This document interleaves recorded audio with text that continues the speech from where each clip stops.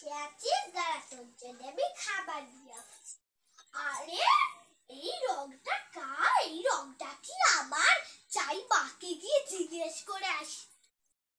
রংটা কি আমার জন্য? না, সোনাই দিদির বোনের জন্মদিনের গিফট দেয়া হবে, ওই জন্য কেনা হয়েছে রংটা। ও তাই একটু আমি রং করি। না, তোমাকে তো রং করলে তো হবে না, তোমার তো আলাদা রং আছে, সেই রংটাই রং করবে। এই রংটা তো খুব সুন্দর, আর এটা আমার ফোনাই দিদিকে দিয়ে দেবে। কি করি কিন্তু মা তো এখন চান করতে গেছে, তাহলে একটুখানি রং করি। রাহি, কি করছিস? ওই রংগুলোকে নিয়ে রং করছিস? হ্যাঁ মা। ওটা সোনাই দিদির বোনকে গিফট দেবো বললাম, আর তুই নিয়ে রং করছিস? আরে মা, সোনাই দিদির বোনকে দেওয়ার কি দরকার? সোনাই দিদি তো খুব দুষ্টু।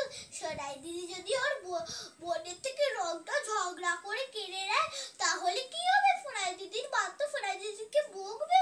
তার চেয়ে বলছে তুমি একটা ফিল্ম ফাটিয়ে দাও, ওরা দুজনে ভাগ করে খাবে, কোনো ঝগড়াও করবে না। সোনাই দিদির বোনের জন্য কিনলাম গিফট দেবো বলে রংটা, আর তুই বসে বসে রং করছিস? দাঁড়া তো। ওরে বাবা রে, মা তো মনে হচ্ছে খুব রেগে গেছে। পালাই বাবা পালাই, রঙের বাঁধবে রে।